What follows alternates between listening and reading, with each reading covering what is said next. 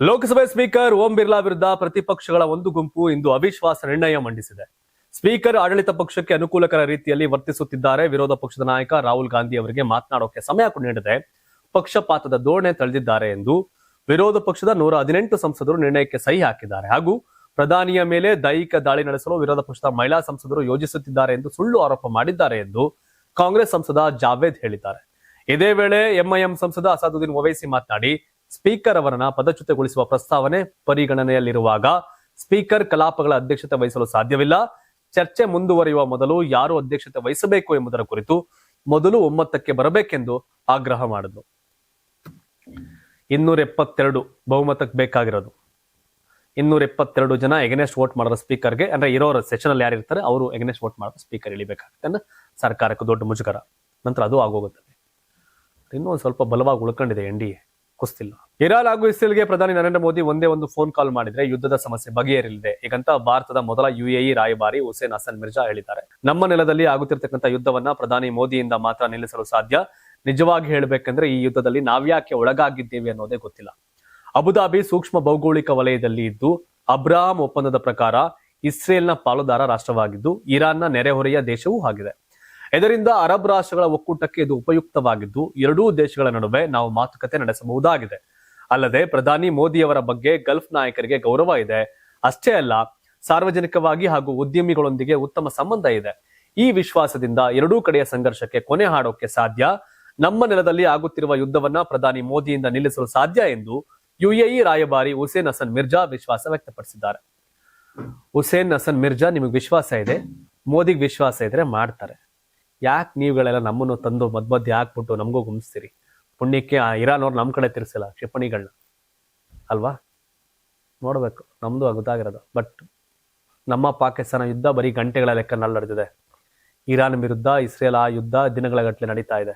ಇದು ಮಾರಕ. February 28ರಿಂದ ನಡೆದಿರತಕ್ಕಂಥ America, Israel ಹಾಗೂ ಇರಾನ್ ನಡುವಿನ ಸಂಘರ್ಷ ಕೊನೆಯಾಗುವ ಸುದ್ದಿ ಸಿಕ್ಕಿದೆ. ಇರಾನ್ ಯುದ್ಧ ಶೀಘ್ರವೇ ಕೊನೆಗೊಳ್ಳಲಿದೆ ಎಂದು ಅಮೆರಿಕ ಅಧ್ಯಕ್ಷ ಡೊನಾಲ್ಡ್ ಟ್ರಂಪ್ ಹೇಳಿಕೆ ಕೊಟ್ಟಿದ್ದಾರೆ. ಫ್ಲೋರಿಡಾದಲ್ಲಿ ಮಾಧ್ಯಮಗಳ ಜೊತೆ ಮಾತನಾಡಿದ ಟ್ರಂಪ್, ಟೆಹರಾನ್ ಯಾವುದೇ ಚಾಲಾಕಿತನ ಮಾಡಬಾರದು, ಇದಕ್ಕೆ ಪ್ರಯತ್ನಿಸಿದ್ರೆ ಇರಾನ್ ದೇಶವನ್ನೇ ಮುಗಿಸಲಿದೆ ಎಂದು ಎಚ್ಚರಿಕೆ ನೀಡಿದ್ದಾರೆ. ಅಲ್ಲದೆ ಇರಾನ್ ಯುದ್ಧ ಅಲ್ಪಾವಧಿಯ ವಿಹಾರ ಎಂದು ಕರೆದಿದ್ದಾರೆ.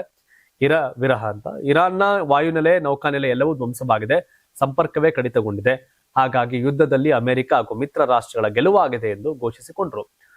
ಅಂತಿಮ ಗೆಲುವಿಗೆ ಮತ್ತಷ್ಟು ಗಟ್ಟಿಯಾಗಿ ಹೆಜ್ಜೆ ಇಡ್ತೇವೆ ಅಂತ ಎಚ್ಚರಿಕೆ ನೀಡಿದ್ದಾರೆ. ಈ ಹಿಂದೆ ಯುದ್ಧ ಇಷ್ಟು ಬೇಗ ಮುಗಿಯೋದಿಲ್ಲ, ಇರಾನ್ ಸಂಪೂರ್ಣ ಶರಣಾಗತಿಯಾಗಿದೆ, ಯುದ್ಧ ನಿಲ್ಲೋದಿಲ್ಲ ಎಂದಿದ್ದ ಟ್ರಂಪ್ ಅವರ ಈ ಹೇಳಿಕೆ ಭಾರೀ ಚರ್ಚೆಗೆ, ಅಚ್ಚರಿಗೆ ಕಾರಣವಾಗಿದೆ. ಅಮೆರಿಕ ಮಾನವ ಇತಿಹಾಸದಲ್ಲೇ ಶ್ರೇಷ್ಠ ರಾಷ್ಟ್ರವಾಗಿದ್ದು ದುಷ್ಟ ಭಯೋತ್ಪಾದಕರು ಹಾಗೂ ಹುಚ್ಚರ ಬೆದರಿಕೆಗೆ ನಾವು ಜಗ್ಗೋದಿಲ್ಲ ಅಂತ ವಾರ್ನಿಂಗ್ ಕೊಟ್ಟಿದ್ದಾರೆ. ಇಲ್ಲಿ ಹುಚ್ಚ ಯಾರು ಅಂತ ಗೊತ್ತಾಗ್ತಾ ಇಲ್ಲ. ಡೊನಾಲ್ಡ್ ಟ್ರಂಪ್ನ ನಡವಳಿಕೆ ನೋಡಿದ್ರೆ ಆತನಂತ ಹುಚ್ಚ ಇನ್ಯಾರೂ ಇಲ್ಲ ಅಂತ ಅನ್ಸುತ್ತೆ. ಬಟ್ 9.5 ಕೋಟಿ ಜನ ಇರಾನ್, 1 ಕೋಟಿ ಜನ ಇಸ್ರೇಲ್, ಆ ಇಸ್ರೇಲ್ಗೆ ಬೆನ್ನೆಲುಬಾಗಿ ಅಮೆರಿಕ, ಆ ಇರಾನ್ ಮೇಲೆ ಮುಗಿಬಿದ್ದಿದ್ದಾರೆ. ಇರಾನ್ ವಿರುದ್ಧ ಒಂದು ರೀತಿಯ ಅಮೆರಿಕ ಈ ದಾಳಿ, ಚೀನಾ, ರಷ್ಯಾ, ಉತ್ತರ ಕೊರಿಯಾನ ಎಂಟ್ರಿ ಆದ್ರೆ ಮತ್ತೊಂದು ಮಗದೊಂದು ಹಂತಕ್ಕೆ ಹೋಗೋ ಸಾಧ್ಯತೆ ಇದೆ. ಗೊತ್ತಿಲ್ಲ ಏನಾಗುತ್ತೆ ಅಂತ.